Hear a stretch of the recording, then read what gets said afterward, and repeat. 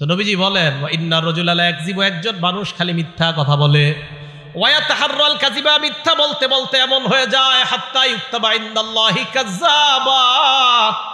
মুসাইলামাতুল কাযযাব, যে নিজের নবুয়ত দাবি করছে, তার নাম যেমন কাযযাব। এই জামানায় কোনো মানুষ মিথ্যা বলতে বলতে বলতে বলতে আল্লাহর খাতায় তার নাম কাযযাব লিপিবদ্ধ হয়ে যায়। বলেন নাউযুবিল্লাহ। মিথ্যা নবুয়ত দাবিদারের নাম যেমন কাযযাব, এই যুগে বারবার যে মিথ্যা বলে, বারবার যে মিথ্যা বলে, তার নাম কাযযাব লিপিবদ্ধ হয়ে যায়। আল্লাহ আমাদেরকে কাযযাব থেকে বাঁচায়া সিদ্দিকের অন্তর্ভুক্ত হওয়ার তৌফিক দান করেন। উদাহরণ নাম্বার 2, তিরমিজি শরীফের 1973 নম্বর হাদিসের বর্ণনা। এই হাদিসের মধ্যে আসছে আম্মা জান আয়েশা সিদ্দিকা রাদিয়াল্লাহু তাআলা আনহার বর্ণনা।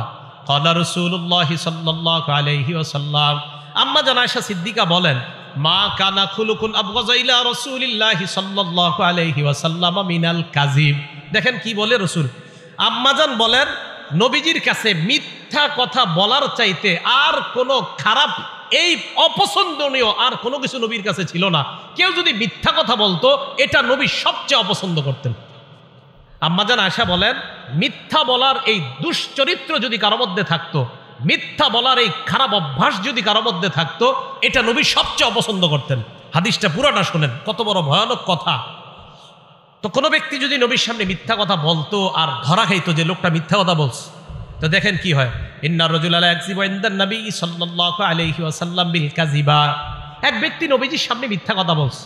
মিথ্যা বলার পর ফামা ইয়াজালু ফি নাফসিহি, আল্লাহ নবীর মনের মধ্যে সারাক্ষণ এটা থাকতো, আরে লোকটা আমার সাথে মিথ্যা বললো কেন? ফামা ইয়াজালু ফি নাফসিহি, আচ্ছা লোকটা মিথ্যা বললো কেন? খানা খাবে, আচ্ছা লোকটা মিথ্যা বললো কেন? নবীজি নামাজে যাবে, পেরেশান, আর কি হয়েছে আপনার? আরে উনি মিথ্যা বললো কেন আমার সাথে? রাসূল ধর্মীয় কোনো কাজ করবে, আরে আপনি পেরেশান কেন? আরে ও মিথ্যা বললো কেন আমার সাথে? মিথ্যা সইতেই পারতেন না রাসূল। সারাক্ষণ মন খারাপ। আপনার মনটা খারাপ কেন ইয়া রাসূলুল্লাহ? উনি আমার সাথে মিথ্যা বললো কেন? আমি আর কিভাবে বুঝাবো আপনাদেরকে?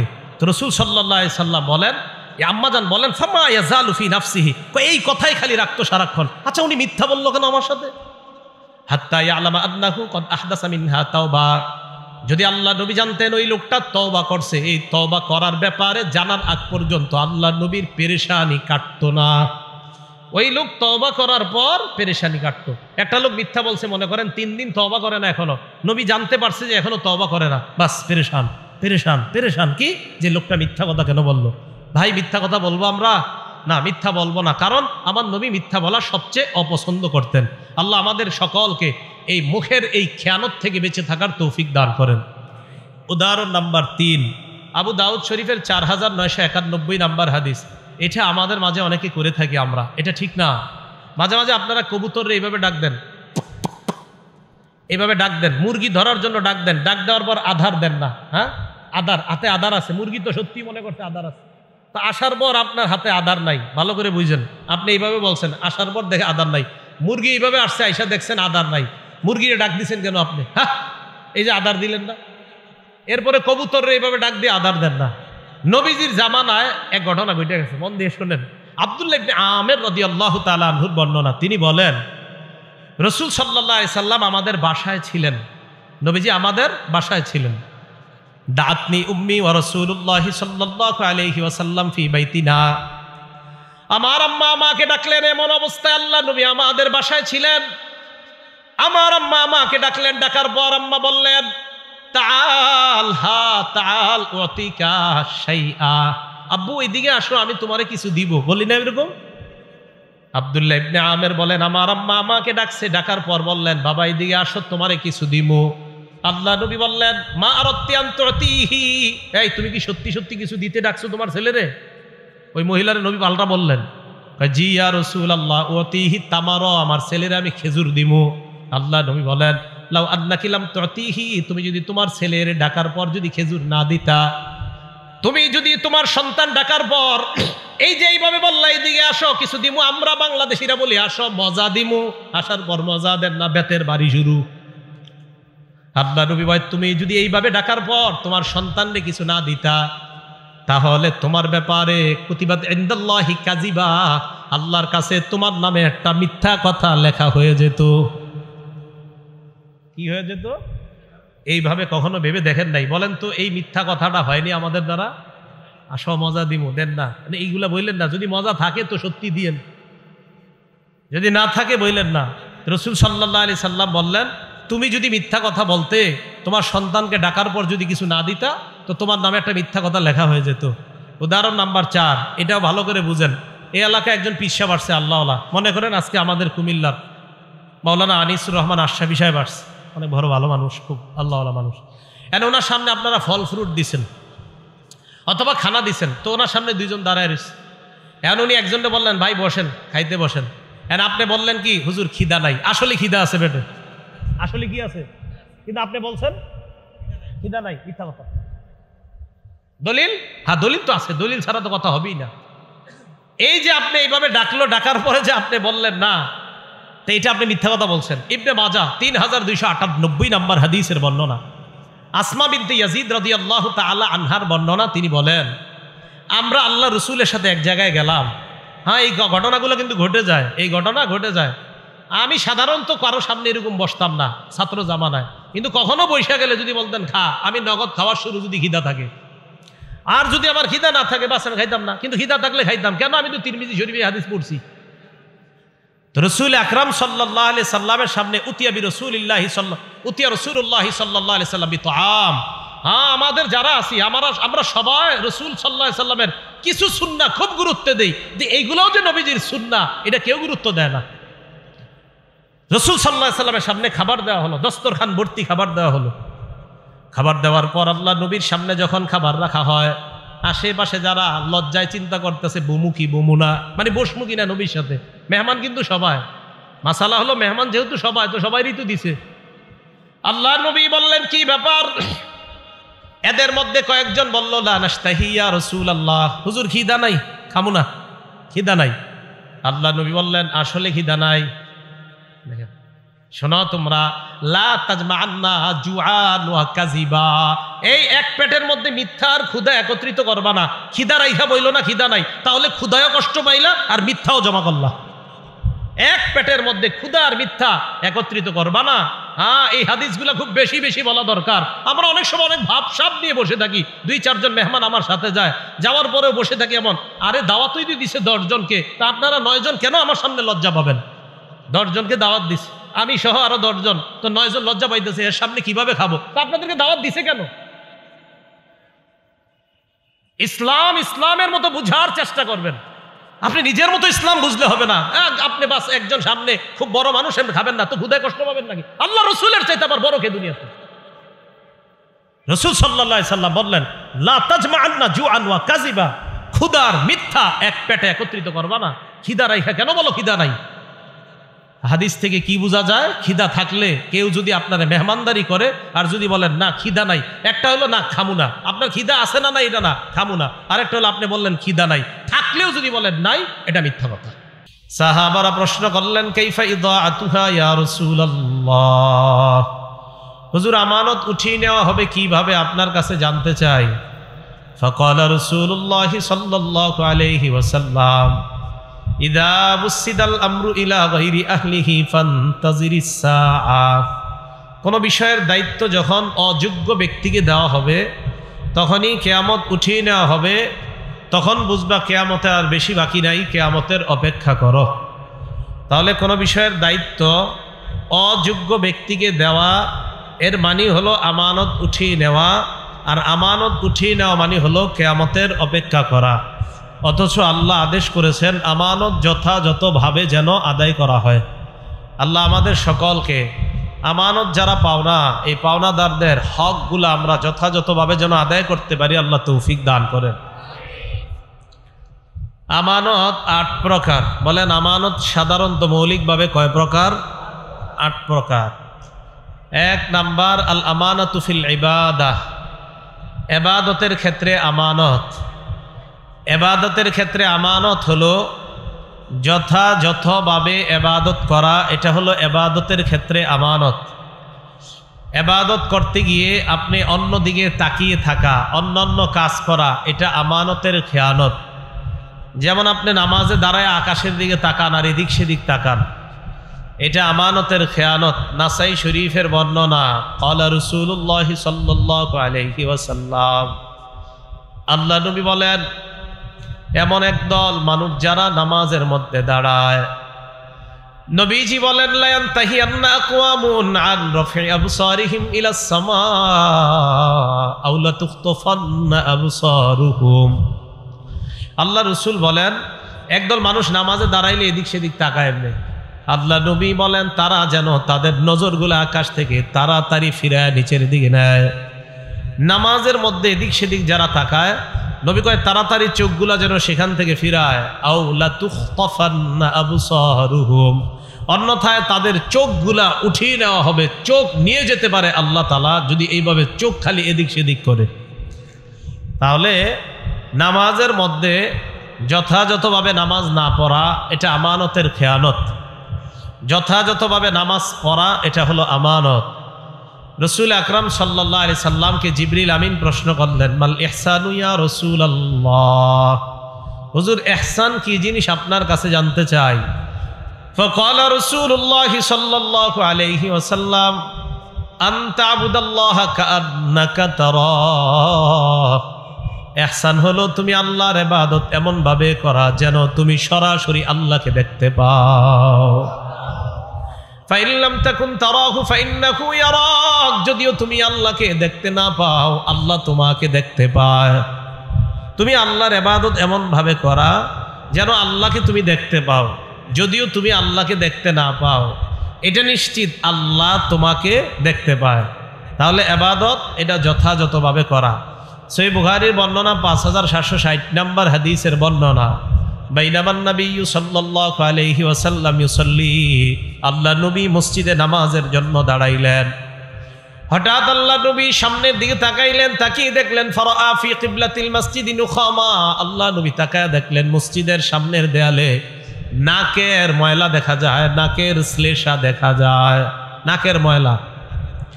ফাহাক্কাহা বিয়াদিহি, আল্লাহ নবী নিজ হাত মুবারক দ্বারা ওই নাকের ময়লা পরিষ্কার করলেন। নিজের হাতে নাকের ময়লা, নিজের নাক না আরেকজনের নাকের ময়লা নবী নিজ হাতে পরিষ্কার করলেন। পরিষ্কার করার পর ফাত্তাগাইয়াযা, নবীর চেহারা মুবারক লাল হয়ে যায়, আল্লাহ নবী রাগান্বিত হয়ে যায়। সাহাবাদেরকে বললেন, শোনো তোমরা, ইযা কানা আহাদুকুম ফিস সালাত, তোমাদের কেউ যখন নামাজের মধ্যে থাকো, ফাইন্নাল্লাহা হিয়ালা ওয়াজহিহি, মনে রাখবা তোমার চেহারার সামনে আল্লাহ থাকেন। নামাজে যখন থাকো সামনে কে থাকেন? আল্লাহ। ফালা ইয়াতানাখামান্না আহাদুকুম হিয়ালা ওয়াজহিহি, নামাজের মধ্যে চেহারার সামনের দিকে কেউ থুতু ফেলবা না, নাকের ময়লা ফালাইবা না, কারণ তোমার সামনে যদিও দেখো মসজিদের দেয়াল, আসলে নামাজে তোমার সামনে হলেন আল্লাহ। ইবাদত করা এমন ভাবে যেন তুমি আল্লাহকে দেখতে পাও। তা আজকে থেকে ফজর নামাজ কালকে যখন পড়বেন, বলেন তো নামাজে দাঁড়াইলাম ফজরে, আমি কাকে দেখতে পাচ্ছি কেমন যেন? না না, আমি তো আল্লাহকে দেখি না, আমাকে কে দেখে? এই তো বুঝে আসছে। তাহলে আমানত 8 প্রকার। 1 নাম্বার আল আমানাতু ফিল ইবাদাহ, ইবাদতের ক্ষেত্রে আমানত মানে যথাযথভাবে যে ইবাদত করা দরকার ওইভাবে ইবাদতটা করার নাম হলোই আমানত, আর ইবাদতটা ওইভাবে না করার নাম আমানতের খেয়ানত। 2 নাম্বার আল আমানাতু ফি হিফজিল জাওয়ারিহি, এই অঙ্গ প্রত্যঙ্গগুলোকে গুনাহ থেকে বাঁচিয়ে রাখা হলো আমানত, আর এই অঙ্গ প্রত্যঙ্গ দিয়ে গুনাহ করা এটা হলো খেয়ানত। বলেন তো অঙ্গ প্রত্যঙ্গগুলা গুনাহ থেকে বাঁচানোর নাম কি? বাঁচানোর নাম কি? আমানত। আর এইগুলা দিয়ে গুনাহ করা এটার নাম কি? খেয়ানত। আল্লাহ পাক রব্বুল আলামিন বলেন, হাত্তা ইযা মা জাউহা শাহিদা আলাইহিম সামউহুম ওয়া আবসারুহুম ওয়া জুলুদুহুম বিমা কানু ইয়ামালুন। সূরা হামিম আস-সাজদা আয়াত নাম্বার 20। আল্লাহ বলেন, হাত্তা ইযা মা জাউহা, আমরা যখন কিয়ামতের মাঠে যাব, আমাদেরকে আল্লাহ যখন উপস্থিত করবেন, শাহিদা আলাইহিম সামউহুম, আমার আপনার বিরুদ্ধে সাক্ষী দিবে আমার আপনার কান, ও আবসারুহুম, আমার আপনার চোখ আমাদের বিরুদ্ধে সাক্ষী দিবে, ওয়া জুলুদুহুম, আমার আপনার চামড়া আমাদের বিরুদ্ধে সাক্ষী দিবে আমরা যে গুনাহ করলাম। এবার আমার আপনার বিরুদ্ধে চামড়া সাক্ষী দেওয়ার পর আমি আপনি চামড়াকে প্রশ্ন করব, ক্বালু লিজুলুদিহিম লিমা শাহিদতুম আলাইনা। চামড়াকে প্রশ্ন করবে, ও চামড়া আমাদের বিরুদ্ধে কেন সাক্ষী দিলা? চামড়ারা জবাব দিবে, আনতাকাল্লাহুল্লাযী আনতাকা কুল্লা শাই। এই চামড়া জবাব দিবে, আমি চামড়াকে আজকে কথা বলিয়েছেন ওই আল্লাহ, যে আল্লাহ চাইলে সব কিছুকে কথা বলাইতে পারেন। চামড়া যখন সাক্ষী দিবে, সূরা হামিম আস-সাজদার 20 নম্বর আয়াত আর 21 নম্বর আয়াতে আল্লাহ বললেন, 20 নম্বর আয়াতে কান সাক্ষী দিবে, চোখ সাক্ষী দিবে, চামড়া সাক্ষী দিবে। আর 21 নম্বর আয়াতে ওই মানুষ প্রশ্ন করবে, ও চামড়া আমাদের বিরুদ্ধে সাক্ষী দিছো কেন? চামড়া বলবে, কেন সাক্ষী দিতে পারি না। তো চামড়াকে বলবে, তুমি আবার কথা বলতে পারো নাকি? চামড়া জবাব দিবে, আল্লাহ যিনি সব কিছুকে কথা বলাইতে পারেন ওই আল্লাহ আমি চামড়ার মুখ দিয়ে কথা বলাইছি। তাহলে চামড়াকে কথা বলাইতে পারবেন কে? হ্যাঁ, এগুলা আমাদের বিরুদ্ধে সাক্ষী দিবে। তাহলে আমানত কয় প্রকার? ভুলে গেছে, কয় প্রকার?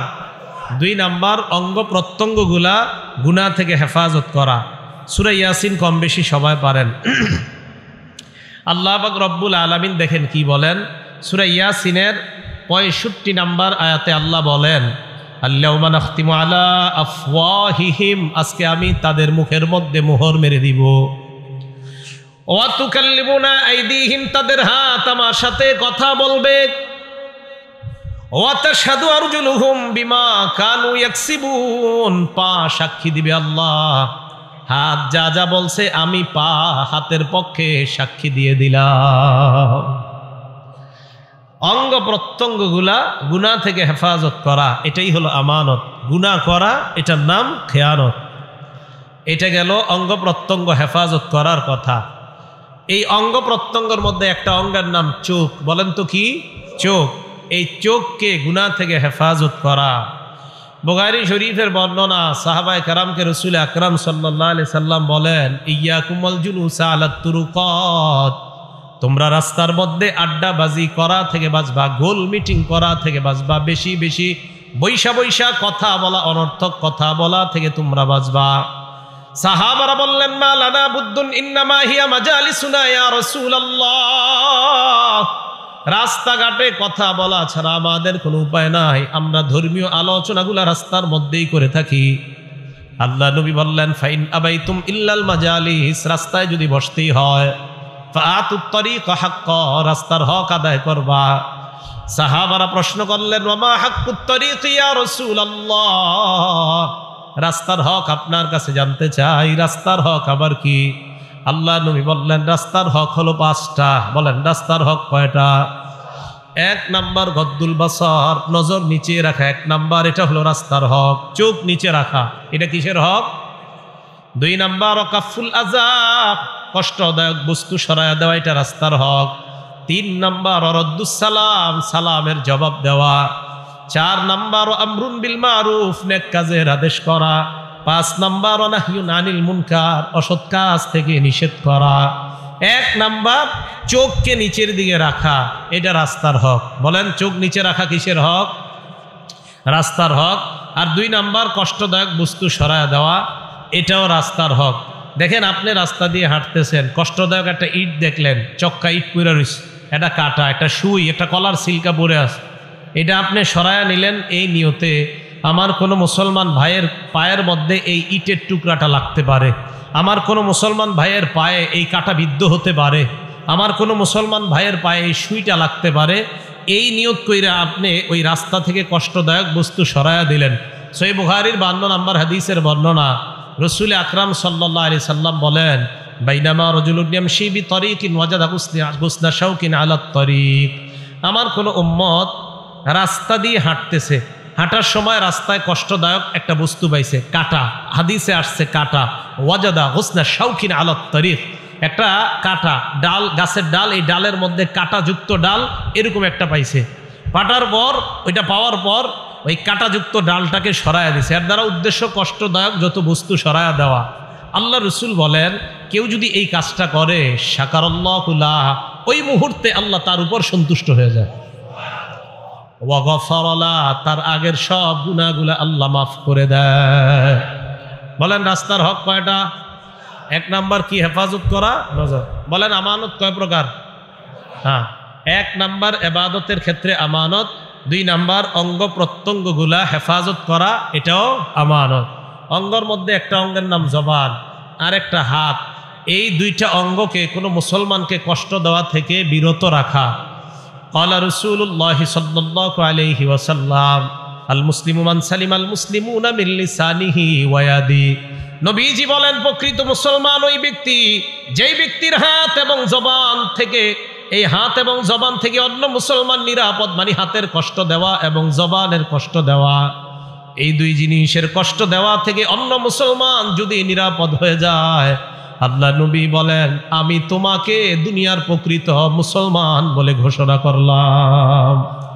তাহলে এই অঙ্গ প্রত্যঙ্গগুলা কষ্টদায়ক বস্তু থেকে তো আপনি হেফাজত নিজেকেও করবেন, আপনার দ্বারা যেন অন্য কেউ কষ্ট না পায়। এই আপনার হাত আর জবান, এই দুইটা জিনিসকে আপনি হেফাজত করবেন। কোনো মুসলমান ভাইকে আপনি কষ্ট দিবেন না, হাত দিয়েও কষ্ট দিবেন না, মুখ দিয়েও কষ্ট দিবেন না। মুসলিম শরীফের বর্ণনা, আমাদের মাদ্রাসার পাঠ্যপুস্তক অনুযায়ী 2564 নাম্বার হাদিসের বর্ণনা। এই হাদিসের মধ্যে আসছে ক্বালা রাসূলুল্লাহ সাল্লাল্লাহু আলাইহি ওয়াসাল্লাম, আল্লাহ নবী বলেন লা তাহাসাদু, পরস্পর তোমরা হিংসা করবা না। ওয়ালা তানাজাসু, পরস্পর তোমরা ধোঁকাবাজি করবা না। ধোঁকা দেওয়া হারাম, কোন মুসলমানকে ধোঁকা দেওয়া, তাকে কষ্ট দেওয়া, এটা হারাম, এটা করা যাবে না। 3 নাম্বার ওয়ালা তাবাগজু, তোমরা বিদ্বেষ পোষণ করবা না।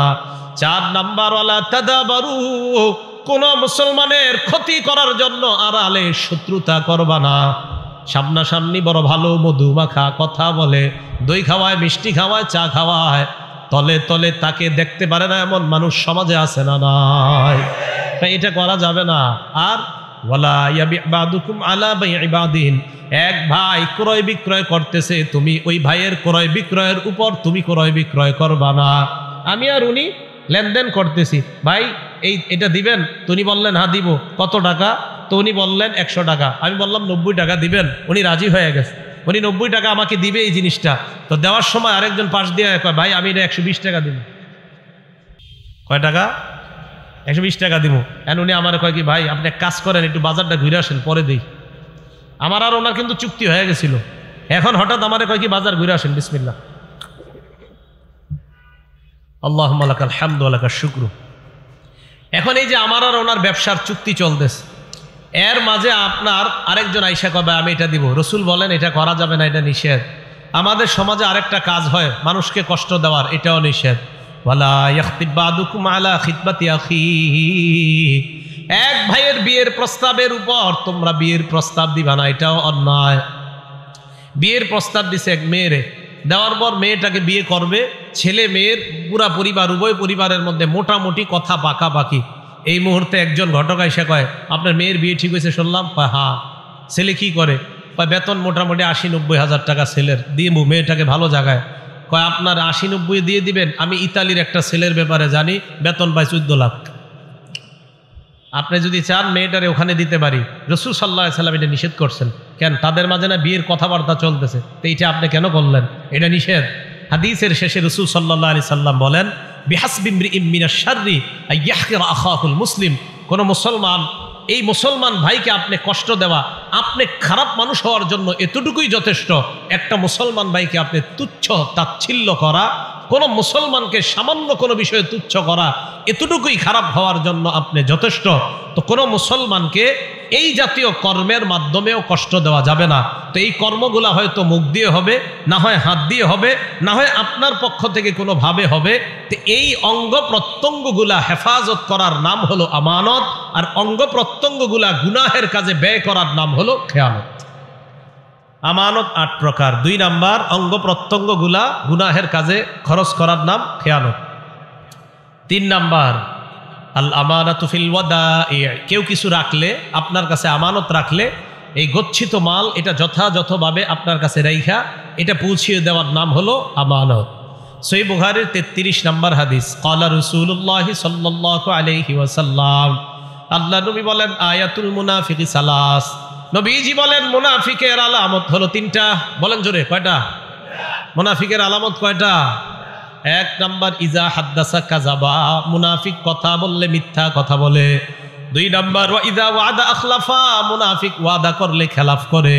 তিন নাম্বার ওয়া ইজা তুমিনা খানা, মুনাফিকের কাছে আমানত রাখলে আমানতের খেয়ানত করে। মুনাফিকের আলামত তিনটা, কথা বললে মিথ্যা কথা বলে, ওয়াদা করলে খেলাফ করে, তিন নাম্বার তার কাছে আমানত রাখলে এই আমানতের খেয়ানত করে। আবু দাউদ শরীফের 3535 মানে 3535 নম্বর হাদিসের বর্ণনা। ক্বালা রাসূলুল্লাহ সাল্লাল্লাহু আলাইহি ওয়াসাল্লাম, আল্লাহ নবী বলেন আদ্দিল আমানাতা ইলা মানি ইত্তামানাকা, তোমার কাছে যে ব্যক্তি আমানত রেখেছে তার আমানতটা তুমি যথাযথভাবে আদায় করে দাও। ওয়ালা তাকুন মান খানাকা, তোমার সাথে যদি কেউ খেয়ানত করে তুমি তার সাথে খেয়ানত করবা না। বুঝেন? আপনি বললেন হ্যাঁ ও আমার সাথে খেয়ানত করছে, আমি ওরে দেখায় দিব। নবীজি বলে না, তোমার সাথে যদি কেউ খেয়ানত করে তুমি তার সাথে খেয়ানত করবা না, কারণ তুমি তো মুসলমান, সে মুনাফিক হোক, তুমি তো মুসলমান। তুমি খেয়ানত করে মুনাফিকের পরিচয় তোমার মধ্যে নিবা না, যে খেয়ানত করেছে এটা তার ব্যাপার। নবীজি বললেন তোমার সাথে যদি কেউ খেয়ানত করে তুমি তার সাথে খেয়ানত করবা না, বরং তোমার কাছে যদি কেউ আমানত রাখে এই আমানত তুমি যথাযথভাবে পৌঁছিয়ে দাও। আল্লাহ আমাদের সকলকে এই জাতীয় আমানতগুলা রক্ষা করার তৌফিক দান করেন। এই আমানতের খেয়ানত কেউ করেন না সম্ভবত। বোনের পুরোপুরি অংশ দেন সবাই, বোনের অংশ। হ্যাঁ, আপনার আব্বা যে মারা গেছে আপনার বোনের অংশ পায় না, এই দেননি পুরোপুরি। যদি না দেন তা আপনার কাছে রয়ে গেছে, আপনি 5 ওয়াক্ত নামাজ পড়ার কপাল কালো বানায় ফেলছেন, তাই না? হ্যাঁ, এই তো আপনি হজ করছেন 38 বার, আর আপনার বোনের হক আপনি দিচ্ছেন না কেন? এতদিন পাইলা টাইলা বড় করলেন, বিয়ে শাদী দিয়ে দিচ্ছেন, আর হক কেন দিবেন? এইগুলা বলে। আর বোনেরাও এমন আজীব, কয় এই হক নিয়ে যাওয়ার পরে ভাইয়ের বাসায় আর আসবো কিভাবে, মানে এইগুলা চিন্তা চেতনা এদের মাঝে, মানে এমন কেন হবে, মানে এটা তো উনি পাও না, সে পাও না। আপনাদের ভাই বোনের সম্পর্ক তো থাকবে, এটা যে যারটা পাওনা দিয়ে দেওয়া। এই আমানত আপনার যাদের কাছে আছে, আপনাদের কাছে, আপনারা অনেক হজ করছেন, হ্যাঁ, জাহান্নামে যাওয়ার জন্য আপনি নিশ্চিত প্রস্তুত থাকেন যদি কারো হক মেরে থাকেন। হক কিন্তু আদায় করেন তাড়াতাড়ি, না হয় বিপদে পড়বেন। আমি সত্যি বলছি, বিপদে পড়বেন।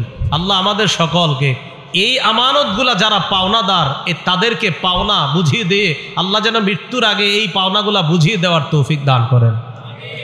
এটা গচ্ছিত সম্পদ। 4 নাম্বার আল আমানাতু ফিল আমাল, যারা শ্রমিক আছেন আপনারা যে কাজ করেন এই কাজ আপনার কাছে আমানত। আপনি আপনার মালিকের সাথে বেঈমানি করা আমানতের খেয়ানত। যারা শ্রমিক আছেন এই শ্রমিক যে কাজ করেন এই শ্রম দেওয়া আমানত। আপনার মালিকের সাথে আপনি ওয়াদাবদ্ধ হয়েছেন 5 ঘন্টা কাজ করবেন, আপনি ইচ্ছাকৃতভাবে আধা ঘন্টা কম কাজ করা, এটা আমানতের খেয়ানত। এটা ওনাকে জানাইতে হবে, যদি না জানান আপনি আমানতের খেয়ানত করলেন। কথা কি বুঝে আসছে? এটা 4 নাম্বার আল আমানাতু ফিল আমাল, শ্রম দেওয়া। এই শ্রম দেওয়ার ক্ষেত্রে যদি কেউ অন্যায়ভাবে উল্টা পাল্টা করে এটা আমানতের খেয়ানত। সকালবেলা আপনার অফিস 10টা থেকে, আপনি জানেন ঢাকা শহর জ্যামের কথা, এরপরেও আপনি রওনা করছেন 9:30টায়, অফিস 10টায়, রওনা করছেন 9:30টায়। ঢাকা শহর 9:30টায় রওনা করা মানে আধা ঘন্টা রাস্তা, সামনে যাইলে আধা ঘন্টা গেলে আপনার অফিস। তবে 9:30টায় রওনা করা মানে 11টার আগে বুঝতে না পারা। এখন আপনার বস আপনারে ফোন দিছে, কই আছো তুমি? এখন আপনি বললেন স্যার এই তো মানে কই, আসলে আপনি আছেন এখনো বনুশ্রী, আপনি বলতেছেন মোয়াখালী ক্রস করছি। মিথ্যা কথা। এই যে আপনি এটা, হ্যাঁ এটা আপনি শ্রম, আপনি তো ওনার কাছে এই যে কি এই সময় তো আপনার কাছে উনি পাও না, আপনি কেন মিথ্যা কথা বলবেন? এটা আমানতের খেয়ানত। আমি হক কথা এটা বলতে হবে, আপনি এটা সত্যি আপনি অন্যায় করছেন। আপনি কেন দেরি করে রওনা করছেন? আর আপনি এত দূরে বাসা নিছেন কেন? আপনি যেই বাসা থেকে আপনার যাইতে মিথ্যা কথা বলা লাগে 14টা, আপনি কাছে বাসা নিতে পারেন না? শ্রম দেওয়ার ক্ষেত্রে এই জাতীয় কাজ করা এটা আমানতের খেয়ানত। এই গেল 4 নাম্বার। 5 নাম্বার আল আমানাতু ফিল বাই'i ওয়াশ শিরা, ক্রয় বিক্রয়ের ক্ষেত্রে আমানত। ক্রেতা বিক্রেতার সাথে সত্য কথা বলা এটা আমানত। বিক্রেতা ক্রেতাকে কোনোভাবে ধোঁকাবাজি করার চেষ্টা না করা এটা হলো আমানত। ক্রয় বিক্রয় করার ক্ষেত্রে আমানতদারি। আপেল কিনলেন আপনি একজনের কাছ থেকে, আপেল যিনি বিক্রি করলেন 1 কেজি আপেল দেওয়ার সময়, এবার আপেলটা যখন দিবে দেওয়ার সময় আস্তে একটা আপেল নিচে রেখা দিয়ে আপনাকে একটা কম দিয়া দেয়।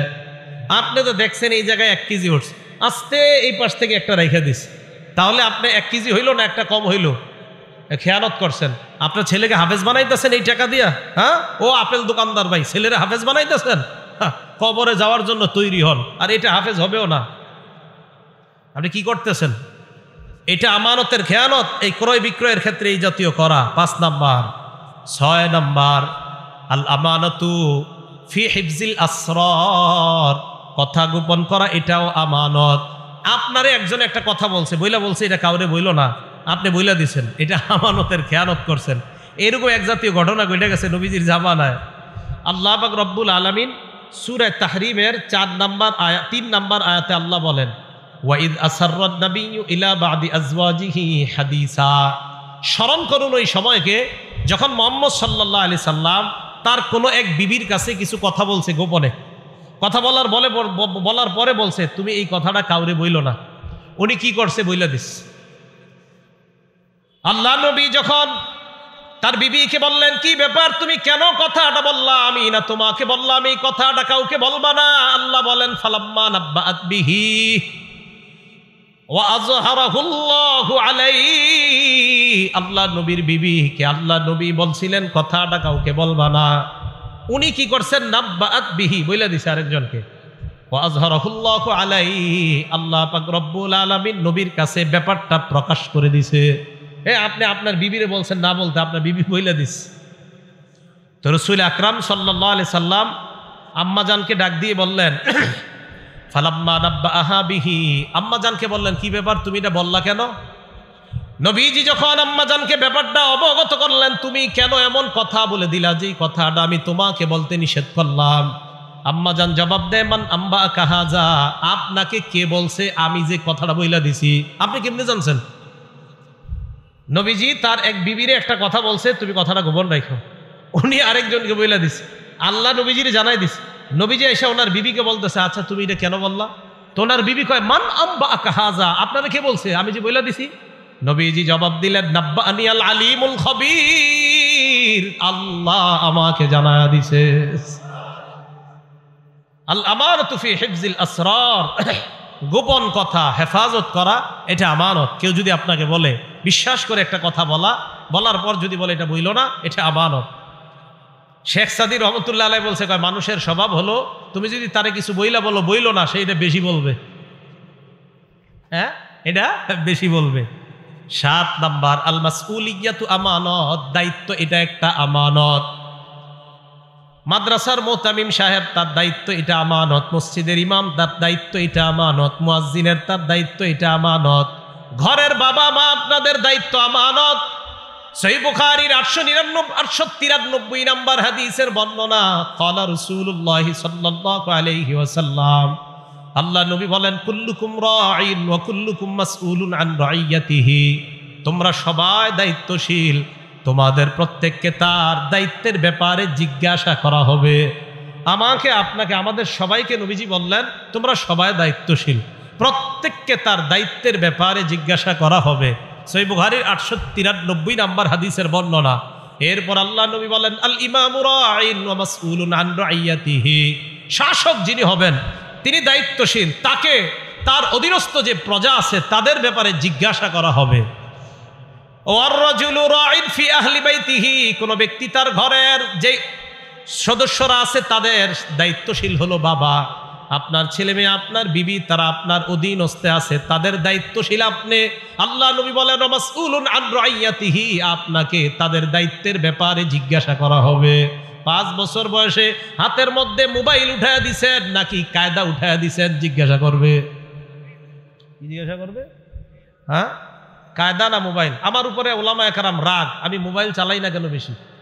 সব পুরো বাংলাদেশে সবাই রাগ, মনে করে ইদানিং আমি 7 বছর যাবত মোবাইল, আমি মোবাইল রিসিভ করি না। এরা মনে করে এই বছরই মনে রিসিভ করি না, আমি 7 বছরই রিসিভ করি না। আমার দোষ দেয় আমি এখন রিসিভ করি না। আমি আবার বলছি, হ্যাঁ জানাইয়া দিবেন এটা, আমি 7 বছর মোবাইল রিসিভ করি না, সাধারণত আমার কয়েকজন ছাড়া, আম্মা আর কয়েকজন আছে, এদের ছাড়া। কেন? এই মোবাইল বেশ কম চালানোর কারণে আমি কি ফায়দা পাইতেছি সেটা আমি জানি। পরিবারের পুরা আদেশ, আমার ঘরের নিয়ম, বাস বাচ্চাদের সামনে তো মোবাইল প্রশ্নই আসে না। আমার ছেলের সামনে আপনি মোবাইল নেবেন, আছাড় মেরে ভেঙে ফেলবে মোবাইল। নেন, সন্তান আপনি নষ্ট করবেন, নিজ দায়িত্বে নষ্ট করবেন, অসম্ভব। আপনি চেষ্টা চালায় যান, ভবিষ্যতে আমার সন্তান কি হবে আল্লাহ জানে। আমি তো চেষ্টা করছি, এটা আল্লাহরে বলতে পারবো, কারণ আমি দায়িত্বশীল। আল্লাহ আমাকে জিজ্ঞাসা করবে, হ্যাঁ আল্লাহ আপনাকে জিজ্ঞাসা করবে, এই কথা মাথায় রাখেন। এই পরীক্ষায় 90 না আরো বেশি 95% মানুষ এই জায়গায় ধরা খাবে। সন্তানের হাতে গজব ছোটবেলা থেকে যারা উঠাই দিচ্ছে ধরা খাবে। আল্লাহকে ভয় করেন। তো আমার ব্যাপারে এই অভিযোগগুলো দিয়ে না, আমি বলছি আমি 7 বছর যাবতীয় এরকম। এই অভিযোগ দেওয়া আমার ব্যাপারে ঠিক হবে না, ছাত্র জীবন থেকে আমি এমন। আল্লাহ আমাদের সকলকে ইলেকট্রনিক মিডিয়ার গজব থেকে বেঁচে থাকার তৌফিক দান করেন। রসুল আকরাম সাল্লাল্লাহু আলাইহি সাল্লাম বললেন, আল মারআতু রাইয়াতুন ফি বাইতি যাওজিহা, স্বামীর ঘরের মধ্যে তার স্ত্রী দায়িত্বশীল, স্বামীর ঘরের মধ্যে তার সম্পদ, তার সন্তান, তারা সঠিকভাবে স্ত্রী তাদেরকে সঠিকভাবে লালন পালন করছে কিনা এই ব্যাপারে স্ত্রী দায়িত্বশীল। ওয়া মাসউলাতুন আন রাইয়াতিহা, স্ত্রীকে এই দায়িত্বের ব্যাপারে জিজ্ঞাসা করা হবে। স্ত্রীকে জিজ্ঞাসা করা হবে স্বামীর মাল সঠিকভাবে হেফাজত করছে কিনা, স্বামীর সন্তান সঠিকভাবে হেফাজত করছে কিনা, এই ব্যাপারে জিজ্ঞাসা করা হবে। আপনার স্বামী কত বিশ্বাস করে সৌদি আরব গেছে, বিদেশ গিয়েছে, আপনার সন্তানগুলা, আপনার স্বামীর সন্তানগুলো আপনার দায়িত্বে আছে, এই সন্তানগুলা নষ্ট হয়ে যাচ্ছে। বেচারা কত আশা আকাঙ্ক্ষা করে মাসে মাসে আপনার জন্য টাকা পাঠায়, আর আপনি তার সন্তানগুলাকে একের পর এক নষ্ট করে দিচ্ছেন। আল্লাহর কাছে আপনার জবাবদিহিতা করতে হবে। মা বোন, এই কথা মাথায় রাখেন। রসুল আকরাম সাল্লাল্লাহু আলাইহি সাল্লাম বলেন, স্ত্রী তার স্বামীর ঘরের যেই বিভিন্ন বিষয় আছে এগুলার ক্ষেত্রে আমানত, এই আমানত তার উপরে দায়িত্ব, এটা এই দায়িত্ব যথাযথভাবে রক্ষা করেছে কিনা এই ব্যাপারে প্রত্যেকটা বিবি যারা তাদেরকে জিজ্ঞাসা করা হবে। তো রসুল আকরাম সাল্লাল্লাহু আলাইহি সাল্লাম শেষে বলেন, ওয়াল খাদিমু মাসউলুন ওয়াল খাদিমু রাঈন ফি মালি সাইয়্যিদিহি, খাদেম তার মনিবের সম্পদের ব্যাপারে দায়িত্বশীল। মাসউলুন আন রাইয়াতিহি, খাদেমকে তার দায়িত্বের ব্যাপারে জিজ্ঞাসা করা হবে। খাদেম যিনি, এই খাদেম সাহেব তার যে মনিব আছে, তার যে বস আছে, এই বসের মালের ব্যাপারে সেও দায়িত্বশীল, এই দায়িত্বের ব্যাপারে তাকেও জিজ্ঞাসা করা হবে।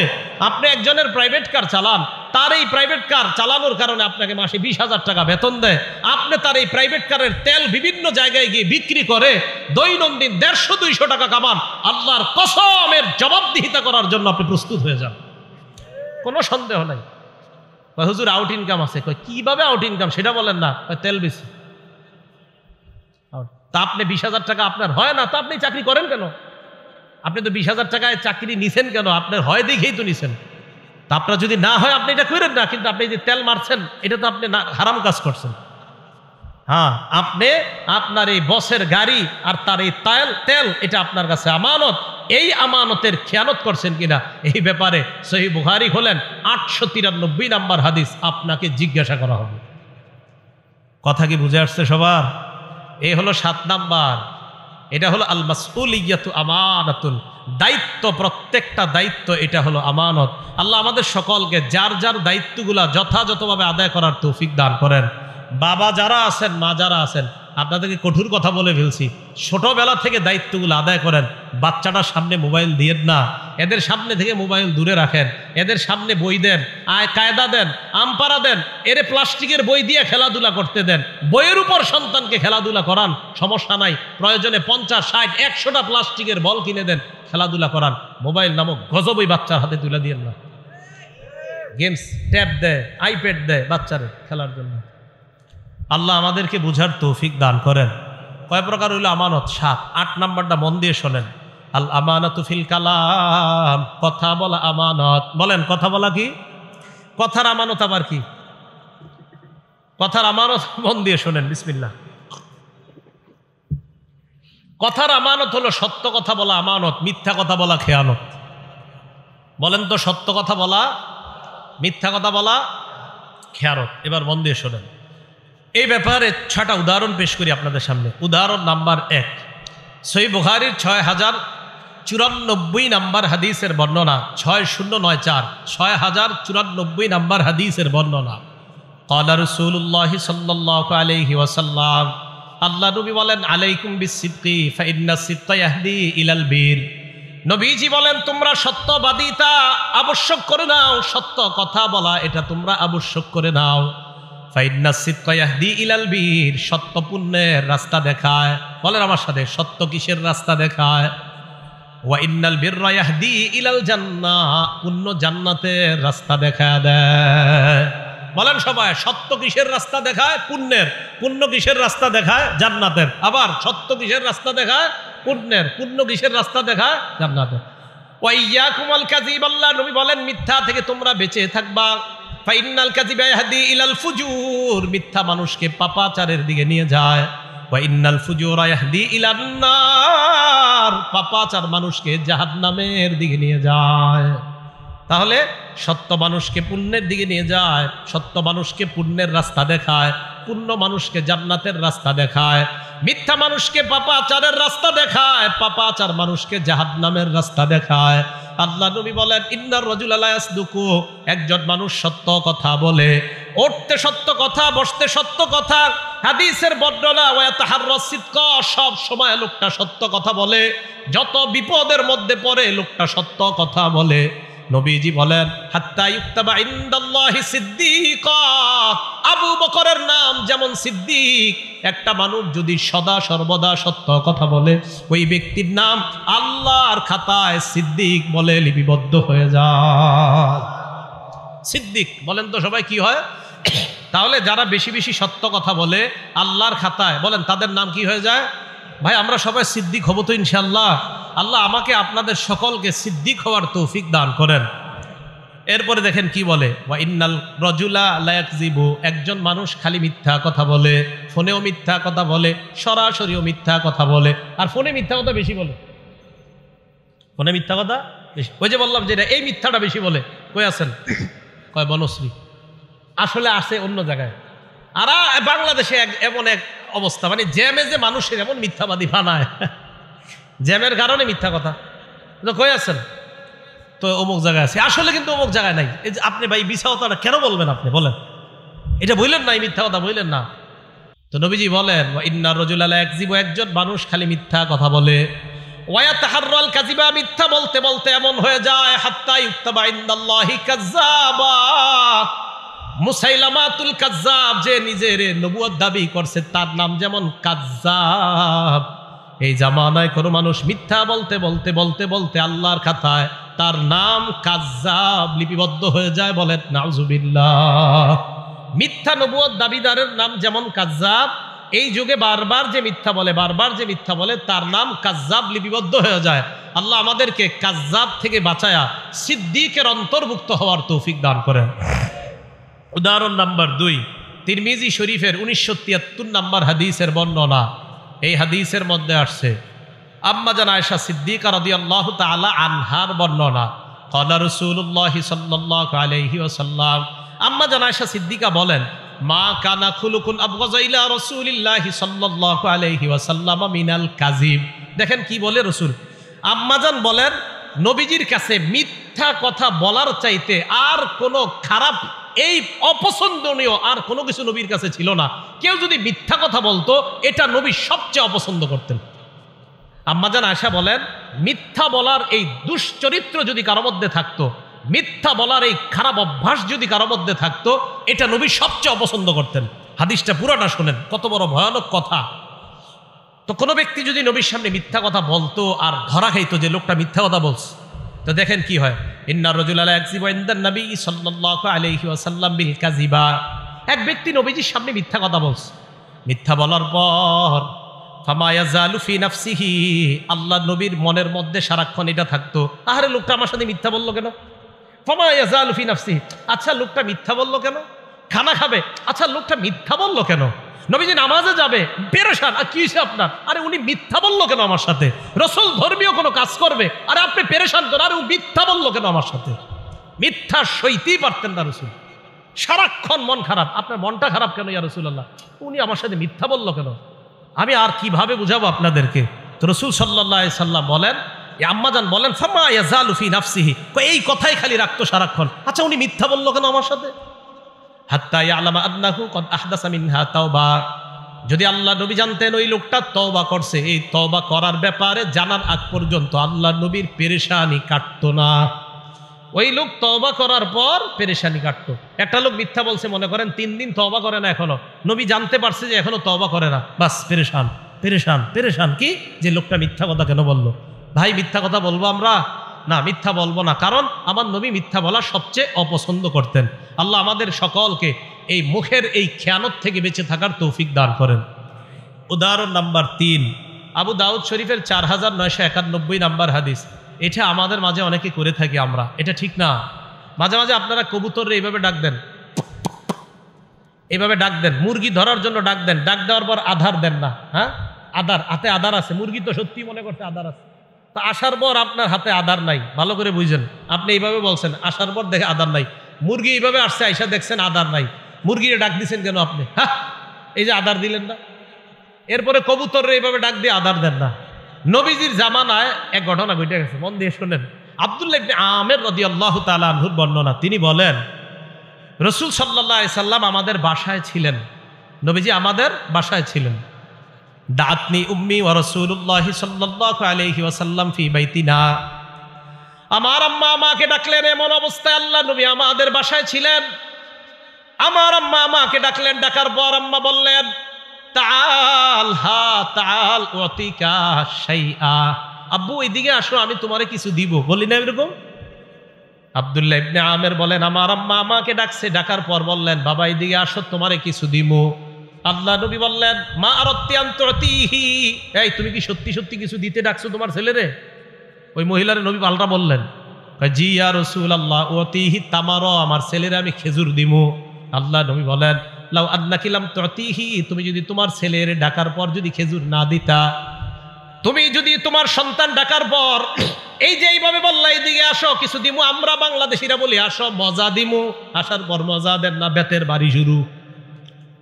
আল্লাহ নবী বলেন তুমি যদি এইভাবে ডাকার পর তোমার সন্তানরে কিছু না দিতা, তাহলে তোমার ব্যাপারে কুতিবাত ইনদাল্লাহি কাযিবা, আল্লাহর কাছে তোমার নামে একটা মিথ্যা কথা লেখা হয়ে যেত। কি হয়ে যেত? এইভাবে কখনো ভেবে দেখেন নাই? বলেন তো এই মিথ্যা কথাটা হয়নি আমাদের দ্বারা? আসো মজা দিমু, দেন না, মানে এইগুলা বললেন না। যদি মজা থাকে তো সত্যি দিয়েন, যদি না থাকে বললেন না। রাসূল সাল্লাল্লাহু আলাইহি সাল্লাম বললেন তুমি যদি মিথ্যা কথা বলতে, তোমার সন্তানকে ডাকার পর যদি কিছু না দিতা, তো তোমার নামে একটা মিথ্যা কথা লেখা হয়ে যেত। উদাহরণ নাম্বার 4, এটাও ভালো করে বুঝেন। এই এলাকায় একজন পিসা বাড়ছে আল্লাহওয়ালা, মনে করেন আজকে আমাদের কুমিল্লার মাওলানা আনিসুর রহমান আশরাফি সাহেব আসছে, অনেক বড় ভালো মানুষ, খুব আল্লাহওয়ালা মানুষ। এন ওনার সামনে আপনারা ফল ফ্রুট দিছেন অথবা খানা দিছেন, তো ওনার সামনে 2 জন দাঁড়ায় রয়েছে। এখন উনি একজনকে বললেন ভাই বসেন, খাইতে বসেন। এখন আপনি বললেন কি হুজুর খিদা নাই, আসলে খিদা আছে পেটে, আসলে কি আছে, কিন্তু আপনি বলছেন খিদা নাই, মিথ্যা কথা। দলিল? হ্যাঁ দলিল তো আছে, দলিল ছাড়া তো কথা হবেই না। এই যে আপনি এইভাবে ডাকলো, ডাকার পরে যে আপনি বললেন না, তো এটা আপনি মিথ্যা কথা বলছেন। ইবনে মাজাহ 3298 নম্বর হাদিসের বর্ণনা, আসমা বিনতে ইয়াজিদ রাদিয়াল্লাহু তাআলা আনহার বর্ণনা, তিনি বলেন আমরা আল্লাহ রসুলের সাথে এক জায়গায় গেলাম। হ্যাঁ এই ঘটনাগুলো কিন্তু ঘটে যায়, এই ঘটনা ঘটে যায়। আমি সাধারণত কারো সামনে এরকম বসতাম না ছাত্র জামানায়, কিন্তু কখনো বৈশা গেলে যদি বলতেন খা, আমি নগদ খাওয়ার শুরু যদি খিদা থাকে, আর যদি আমার খিদা না থাকে বাস আমি খাইতাম না, কিন্তু খিদা থাকলে খাইতাম। কেন? আমি তো তিরমিজি শরীফে হাদিস পড়ছি। তো রাসূল আকরাম সাল্লাল্লাহু আলাইহি সাল্লামের সামনে উতিয়া রাসূলুল্লাহি সাল্লাল্লাহু আলাইহি সাল্লাম বিতআম। হ্যাঁ আমাদের যারা আছি আমরা সবাই রাসূল সাল্লাল্লাহু আলাইহি সাল্লামের কিছু সুন্নাহ খুব গুরুত্ব দেই, যে এইগুলোও যে নবীজির সুন্নাহ এটা কেউ গুরুত্ব দেয় না। রাসূল সাল্লাল্লাহু আলাইহি সাল্লামের সামনে খাবার দেওয়া হলো, দস্তরখান ভর্তি খাবার দেওয়া হলো। খাবার দেওয়ার পর আল্লাহ নবীর সামনে যখন খাবার রাখা হয়, আশেপাশে যারা লজ্জায় চিন্তা করতেছে বমু কি বমু না, মানে বসমু কিনা নবীর সাথে। মেহমান কিন্তু সবাই, মাসালা হলো মেহমান যেহেতু সবাই, তো সবাইরই তো দিছে। আল্লাহ নবী বললেন কি ব্যাপার? এদের মধ্যে কয়েকজন বলল লা নাস্তাহি ইয়া রাসূলুল্লাহ, হুজুর খিদা নাই, খামু না, খিদা নাই। আল্লাহ নবী বললেন আসলে খিদা নাই। দেখেন শোনো তোমরা, লা তাজমাআন্না জুআন ওয়া কাযিবা, এই এক পেটের মধ্যে মিথ্যা আর ক্ষুধা একত্রিত করবা না। খিদা রাইখা বইলো না খিদা নাই, তাহলে ক্ষুধায়ও কষ্ট পাইলা আর মিথ্যাও জমা করলা। এক পেটের মধ্যে ক্ষুধা আর মিথ্যা একত্রিত করবা না। হ্যাঁ, এই হাদিসগুলো খুব বেশি বেশি বলা দরকার। আমরা অনেক সময় অনেক ভাবসাব নিয়ে বসে থাকি, 2-4 জন মেহমান আমার সাথে যায়, যাওয়ার পরেও বসে থাকি এমন, আরে দাওয়াতই দিয়ে দিছে 10 জনকে, তা আপনারা 9 জন কেন আমার সামনে লজ্জা পাবেন? 10 জনকে দাওয়াত দিছে, আমি সহ আরো 10 জন, তো 9 জন লজ্জা পাইতেছে, এর সামনে কিভাবে খাবো? তা আপনাদেরকে দাওয়াত দিছে কেন? ইসলাম ইসলামের মতো বুঝার চেষ্টা করবেন। আপনি নিজের মতো ইসলাম বুঝলে হবে না। আপনি বাস একজন সামনে খুব বড় মানুষ খাবেন না, তো ক্ষুধায় কষ্ট পাবেন নাকি? আল্লাহ রসুলের চাইতে আবার বড় কে দুনিয়াতে? রসুল সাল্লাল্লাহু আলাইহি সাল্লাম বললেন, লা তাজমাআন্না জুআন ওয়া কাযিবা, ক্ষুধার মিথ্যা এক পেটে একত্রিত করবা না। খিদা রাইখা কেন বলো খিদা নাই? হাদিস থেকে কি বোঝা যায়? খিদা থাকলে কেউ যদি আপনার মেহমানদারি করে আর যদি বলেন না খিদা নাই, একটা হলো না খামু না, আপনার খিদা আছে না না এটা না খামু না, আরেকটা হলো আপনি বললেন খিদা নাই, থাকলেও যদি বলেন নাই, এটা মিথ্যা কথা। কি বুঝে আসছে সবার? এটা খেয়ানত, এটা মুখের খেয়ানত। উদাহরণ নাম্বার 5, তিরমিজি শরীফের 2314 নাম্বার হাদিস, 2314 নাম্বার হাদিস। ক্বালা রাসূলুল্লাহ সাল্লাল্লাহু আলাইহি ওয়াসাল্লাম, আল্লাহ রসুল বলেন, ইন্না রাজুলা লা ইয়াতাকাল্লামু বিল কালিমা, নবীজি বলেন মানুষ মাঝে মাঝে এমন কথা বলে লা ইয়ারা বিহা বাসা, যে কথাটা বলার পর মনে করে এটা কোনো ব্যাপার না। একটা কথা বলছে, মনে করে এটা কোনো ব্যাপার না, এটা বলছি তো কি হয়েছে? নবীজি বলেন লা ইয়ারা বিহা বাসা, তুমি মনে করো এটা ব্যাপার না, তোমার জানাও না ইয়াহউই বিহা 70 খারিফান ফিন্নার, এই একটা মিথ্যার কারণে তোমার 70 বছরের জাহান্নাম হতে পারে। মানে এমনি মিথ্যা কথা বলছে আর কি, চা খাইতেছে বলতে বলতে বলে, আরে তোরে এটা কথার কথা বললাম, আল্লাহ রসুল বলেন এই যে কথার কথা বললা, আর এটা যদি তোমার মিথ্যা কথা হয়ে থাকে, হতে পারে এই মিথ্যা কথা 70 বছর তোমাকে জাহান্নামে জ্বালাবে। সহিহ বুখারীর বর্ণনা আসছে, এই একটা মিথ্যা কথা দুনিয়ার পূর্ব পশ্চিম যত বড় জাহান্নামের গভীরে এই পরিমাণ তুমি যেতে পারো, শুধু একটা আজাইরা মিথ্যা কথার কারণে। বলেন আমাদের দ্বারা এগুলো হয় কিনা?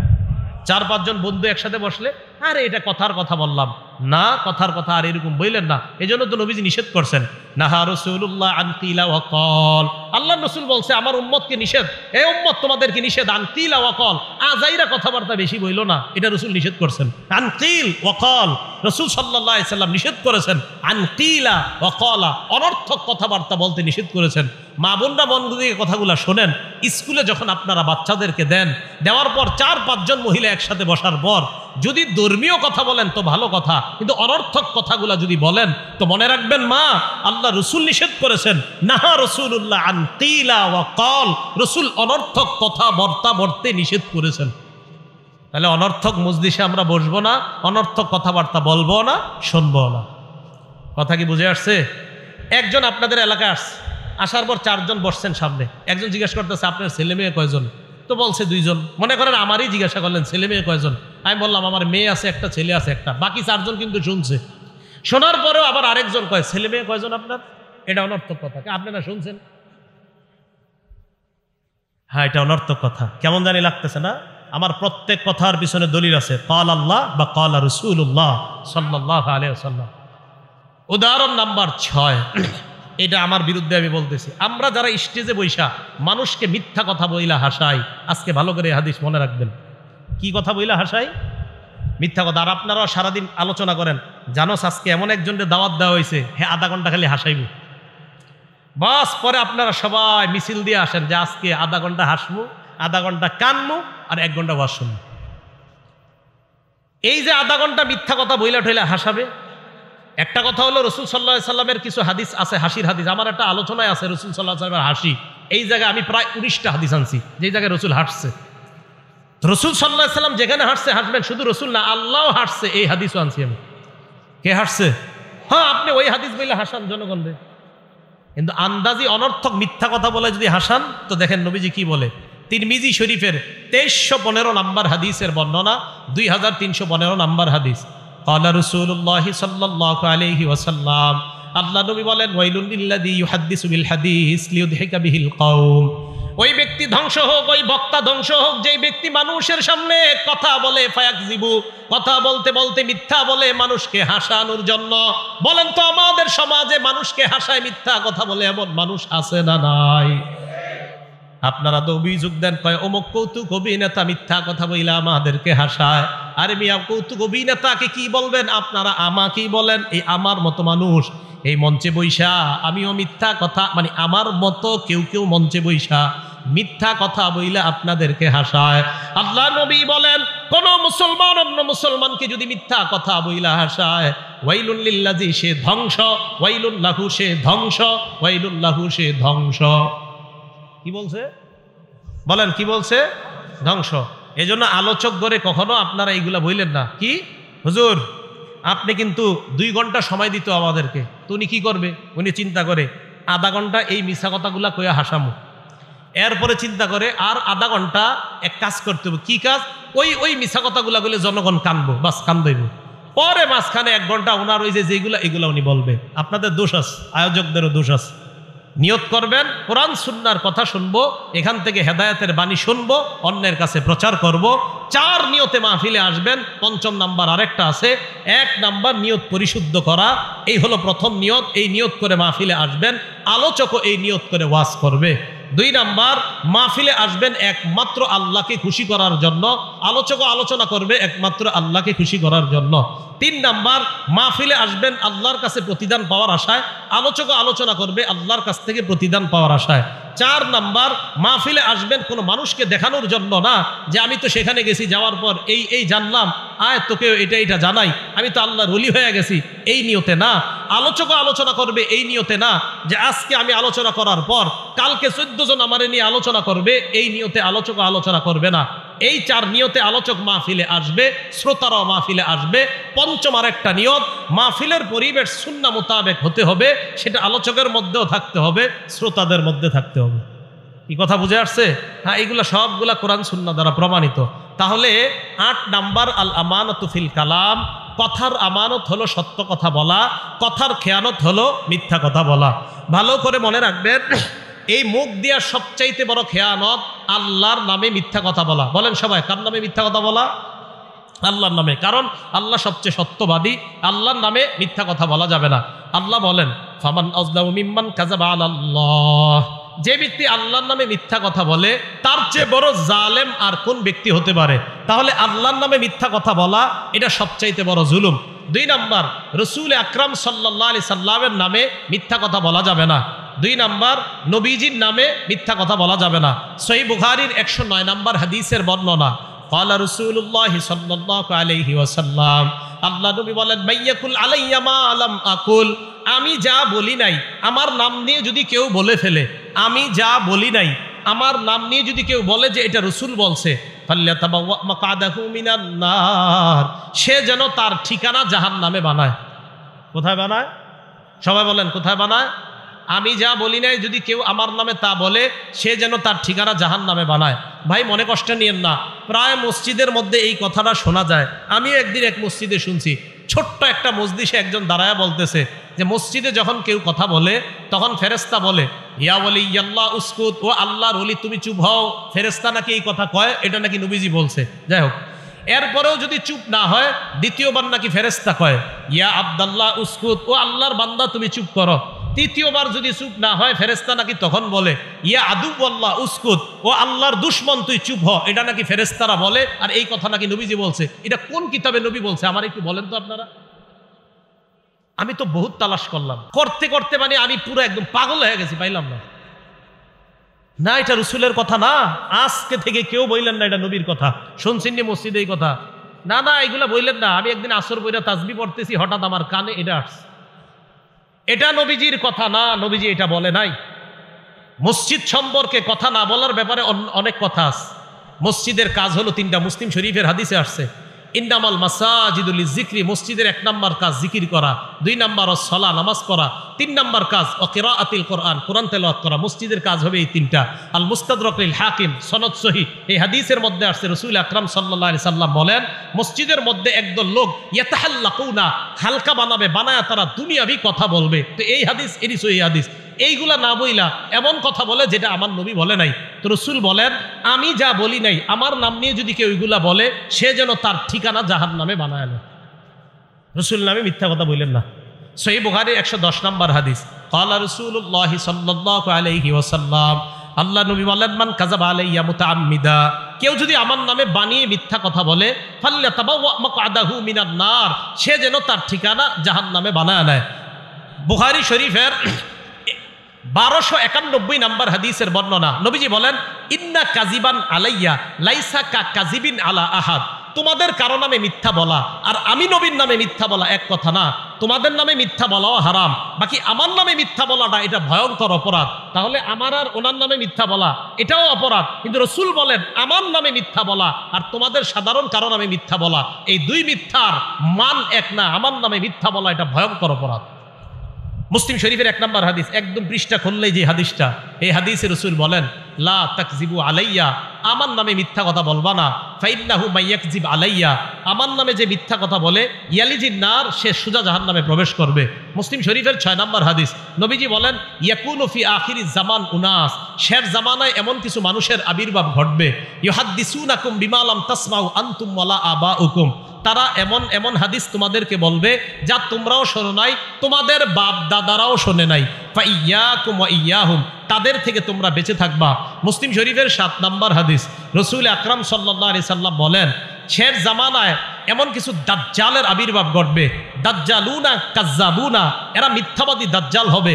ইয়াতুনাকুম মিনাল আহাদিস, তারা এমন এমন হাদিস তোমাদের সামনে পেশ করবে, বিমা লাম তাসমাউ আনতুম ওয়ালা আবাউকুম, যা তোমরা শোনো নাই, তোমাদের বাপদাদারা শোনে নাই। ফাইয়াকুম ওয়া ইয়াহুম, তাদের থেকে তোমরা বেঁচে থাকবা। লা ইউদিল্লুনাকুম, তারা যেন তোমাদেরকে পথভ্রষ্ট করতে না পারে। ওয়ালা ইফতিনুনাকুম, তারা যেন তোমাদেরকে ফিতনায় না ফালাইতে পারে। ভাই, আমানত 8 প্রকার। 1 নাম্বার ইবাদতে আমানত, ইবাদত যথাযথভাবে করা আমানত, অন্যভাবে করা উল্টা পাল্টা ইবাদত করা খেয়ানত। 2 নাম্বার আল আমানাতু ফি হিফজিল জাওয়ারিহ, অঙ্গ প্রত্যঙ্গ গুনাহ থেকে হেফাজত করা আমানত, গুনাহ করা এটা হলো খেয়ানত। 3 নাম্বার আল